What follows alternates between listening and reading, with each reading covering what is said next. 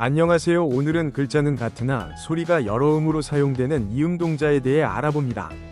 첫 번째 한자는 끊을 절자입니다. 용례로는 절실, 친절 등이 있습니다. 끊을 절자는 모두라는 뜻으로 쓰일 때는 채로 읽습니다. 용례는 일체가 있습니다. 기출문제를 살펴봅니다. 밑줄 친 한자에 알맞은 훈음을 고르는 문제인데요. 답은 3번 모두 채자입니다. 제시된 한자 단어는 일절이 아니고 모든 것 또는 전부를 뜻하는 일체로 읽어야 합니다. 다음은 참여할 참자입니다. 용례로는 참석, 참가 등이 있습니다.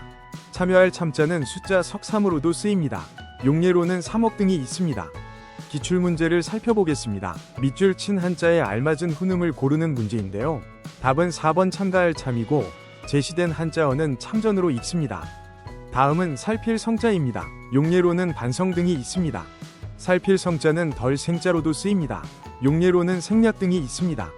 기출문제를 살펴보겠습니다. 밑줄 친 한자에 알맞은 훈음을 고르는 문제인데요.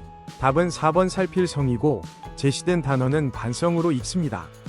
다음 한자는 잠잘 숙자입니다. 용례로는 숙소, 숙직 등이 있습니다.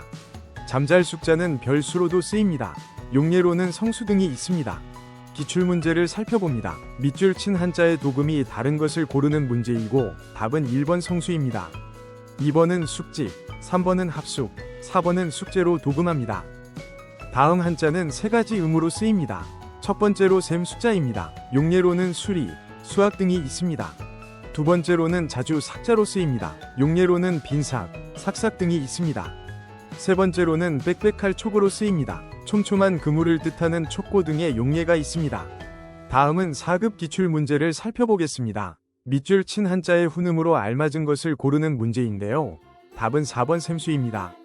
제시된 한자어는 수학으로 읽습니다. 다음은 북녘 북자입니다. 용례로는 북풍, 북상 등이 있습니다. 북녘 북자는 달아날 배자로도 쓰입니다. 용례로는 패배 등이 있습니다. 기출문제를 살펴보겠습니다. 밑줄 친 한자의 훈음으로 알맞은 것을 고르는 문제이고 답은 달아날 배입니다. 제시된 한자어는 패배로 읽습니다. 다음은 집택자입니다. 용례는 주택 등이 있습니다. 집택자는 집택자로도 쓰입니다. 용례로는 댁내, 비댁 등이 있습니다. 4급 기출문제를 살펴보겠습니다. 밑줄 친 한자의 도금이 다른 것을 고르는 문제인데요. 답은 2번 댁내입니다.